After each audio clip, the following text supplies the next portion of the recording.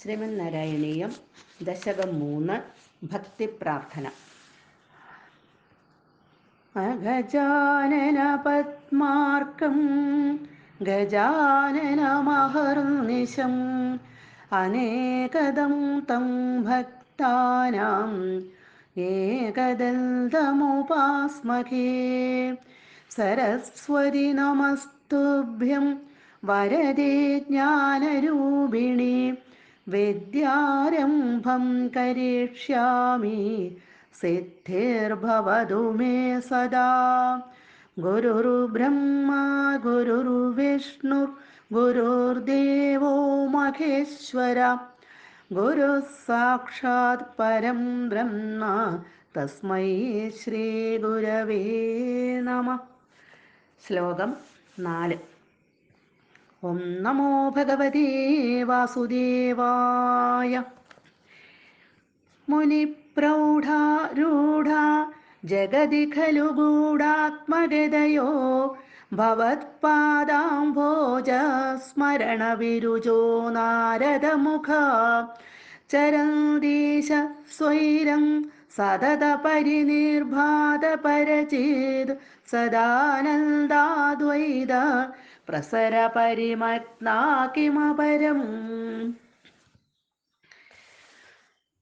ഭഗവത് ഭക്തി കൊണ്ട് യാതൊരു അസുഖങ്ങളുമില്ലാതെ നല്ല ആരോഗ്യമുള്ളവരായിട്ട് സ്വൈരസഞ്ചാരം ചെയ്യുന്ന ചില ഭക്തോത്തമന്മാരായിട്ടുള്ള ആൾക്കാരെ ഇതിനകത്ത് പരിചയപ്പെടുത്തുന്നു ഈ ശ്ലോകത്തിൽ.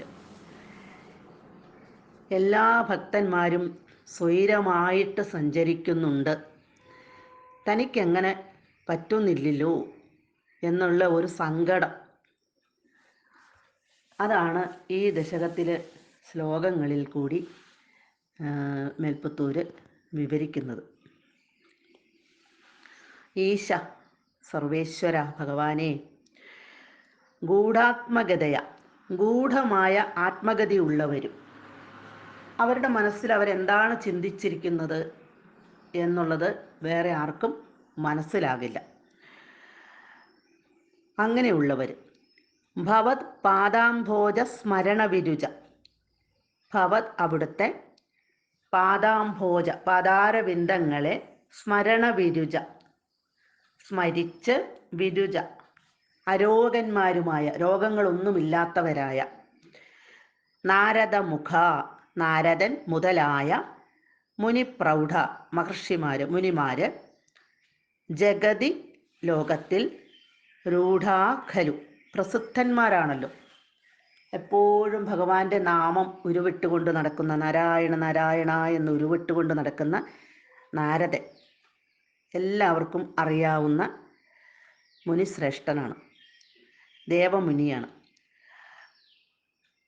അങ്ങനെ നാരദനെ പോലെയുള്ള മഹർഷിമാർ, വളരെ പ്രസിദ്ധരായിട്ട് ഉള്ള മഹർഷിമാർ, അവരെല്ലാം വളരെയധികം ആരോഗ്യത്തോടുകൂടി എപ്പോഴും ഭഗവാനെ സ്മരിച്ചുകൊണ്ട് സഞ്ചരിക്കുന്നവരാണ്. സതത പരിനിർഭാത പരചിത് സതത പരിനിർഭാത പരചിത് അവരെപ്പോഴും പ്രകാശിച്ചുകൊണ്ടിരിക്കുന്ന സദാനന്ദ അദ്വൈത അഖണ്ഡ സച്ചിദാനന്ദത്തിൽ പ്രസര പരിമഗ്ന, സദാനന്ദാദ്വൈത പ്രസര പരിമഗ്ന, പരിമഗ്ന മുഴുകിക്കൊണ്ട്, സദാനന്ദാദ്വൈത പ്രസര അഖണ്ഡ സച്ചിദാനന്ദത്തിൽ പരിമഗ്ന മുഴുകിക്കൊണ്ട് സ്വൈരം ചരന്തി സ്വൈരസഞ്ചാരം ചെയ്യുന്നു. അപരം കിം മറ്റെന്തു വേണം? ഇങ്ങനെ ഭഗവാനെ മാത്രം സ്മരിച്ചുകൊണ്ട് ഭഗവത് നാമങ്ങൾ ഉച്ചരിച്ചുകൊണ്ട് ഭഗവാന്റെ ആ രൂപം മനസ്സിൽ ധ്യാനിക്കുമ്പോൾ ഉണ്ടാകുന്ന പരമാനന്ദം അനുഭവിച്ചുകൊണ്ട് യാതൊരു അസുഖങ്ങളുമില്ലാതെ സഞ്ചരിക്കാൻ സാധിച്ചാൽ അതിൽ പരം വേറെ എന്താണ് വേണ്ടത്? മറ്റുള്ളവർക്ക് അറിയാൻ പറ്റാത്ത മനസ്സുള്ളവർ, മനസ്സിൻ്റെ ഗതി എന്തൊക്കെയാണ് അവർ ചിന്തിക്കുന്നതെന്ന് മറ്റുള്ളവർക്ക് മനസ്സിലാകില്ല. അങ്ങനെയുള്ളവരും ഭഗവാന്റെ പാതാരബിന്ദങ്ങളുടെ ആ സ്മരണം കൊണ്ട് രോഗങ്ങളൊന്നുമില്ലാത്ത സ്വൈരസഞ്ചാരം ചെയ്യുന്ന നാരദൻ തുടങ്ങിയിട്ടുള്ള മുനിമാർ ലോകപ്രസിദ്ധരാണ്. അവർ എപ്പോഴും പ്രകാശിച്ചു കൊണ്ടിരിക്കുന്ന ആ അഖണ്ഡ സച്ചിദാനന്ദത്തിൽ മുഴുകിക്കൊണ്ട് പരമാനന്ദം അനുഭവിച്ചുകൊണ്ട് സ്വൈരമായി സഞ്ചരിക്കുന്നു. ഇതിൽ പരം എന്താണ് വേണ്ടത്? വേണ്ട സമയത്ത് വേണ്ട സ്ഥലത്തെത്തി വേണ്ട ഉപദേശങ്ങൾ നൽകുന്നവരാണ് നാരദൻ, ശ്രീശുകൻ തുടങ്ങിയിട്ടുള്ളവർ. മഹാഭാരത നിർമ്മാണമടക്കം വളരെ സത്കർമ്മങ്ങൾ ചെയ്തിട്ടും മഹാഭാരതം ഉൾപ്പെടെ പുരാണങ്ങളൊക്കെ എഴുതിയിട്ടും മനസ്സിന് ഒരു ശാന്തി കിട്ടാതെ, സന്തോഷം കിട്ടാതെ വിഷാദത്തോടു കൂടിയിരുന്ന വ്യാസന്റെ മുൻപിൽ നാരദൻ പ്രത്യക്ഷപ്പെടുന്നു.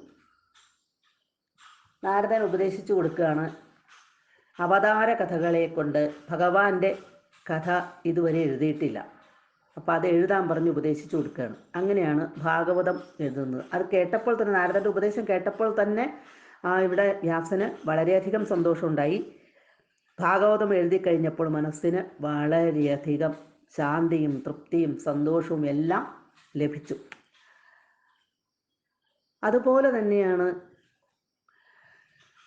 പാമ്പ് കടിച്ച് മരിക്കും എന്നുള്ള ശാപം കിട്ടിയപ്പോൾ, തക്ഷകൻ്റെ കടിയേറ്റ് മരിക്കും എന്നുള്ള ശാപം കിട്ടിയ പരീക്ഷിത്ത് മഹാരാജാവ് ദുഃഖിച്ച് ഗംഗാതീരത്തിരിക്കുന്ന സമയത്ത് അദ്ദേഹത്തിൻ്റെ അടുത്തേക്ക് ശുകമുനി എത്തുകയും ശ്രീശുകൻ എത്തുകയും അദ്ദേഹത്തെ 7 ദിവസം കൊണ്ട് ഭാഗവത കഥ പറഞ്ഞു കേൾപ്പിക്കുകയും ചെയ്യുന്നത്. പരീക്ഷിത്ത് മഹാരാജാവിന് ആ കഥ 7 ദിവസം കൊണ്ട് ശ്രവിച്ച് മോക്ഷപ്രാപ്തി കിട്ടി. അപ്പം ഇങ്ങനെ വേണ്ട സമയങ്ങളിൽ ധ്രുവൻ തപസ്സിനായിട്ട് കാട്ടിലേക്ക് പോകുന്ന സമയത്തും ഇതുപോലെ നാരദൻ ചെല്ലുന്നുണ്ട്. നാരദൻ ഉപദേശിച്ചു കൊടുക്കും ധ്രുവനെ ഓം നമോ ഭഗവതേ വാസുദേവായ എന്ന മന്ത്രം. വേണ്ട സമയത്ത് വേണ്ട സ്ഥലത്തെത്തി നല്ല നല്ല ഉപദേശങ്ങൾ കൊടുക്കാൻ ഇവർക്കെല്ലാം സാധിക്കുന്നുണ്ട്. നാരദനും ശ്രീശുകനും മുതലായവർക്കൊക്കെ സാധിക്കുന്നുണ്ട്. അപ്പോൾ അവരുടെ മനസ്സിൻ്റെ ഗതി എങ്ങനെയാണെന്ന് ആർക്കും അറിയാൻ പാടില്ല. എങ്കിലും അവർ പരമാനന്ദം അനുഭവിച്ചുകൊണ്ട്, ഭഗവത് സ്മരണ മൂലം പരമാനന്ദം അനുഭവിച്ചുകൊണ്ട് സ്വൈരമായിട്ട് എല്ലായിടത്തോടെ ഇങ്ങനെ സഞ്ചരിച്ച് നടക്കുകയാണ്. ഇതിൽ പരം വേറെ എന്താണ് വേണ്ടത്? എനിക്കും ഒട്ടും സഞ്ചരിക്കാൻ പറ്റുന്നില്ലല്ലോ എന്നുള്ള ഒരു സങ്കടം ആണ് ഈ ശ്ലോകത്തിൽ കൂടി മേൽപ്പത്തൂര് ഭഗവാനോട് പറയുന്നത്. സർവത്ര ഗോവിന്ദ നാമ സങ്കീർത്തനം ഗോവിന്ദ ഗോവിന്ദ.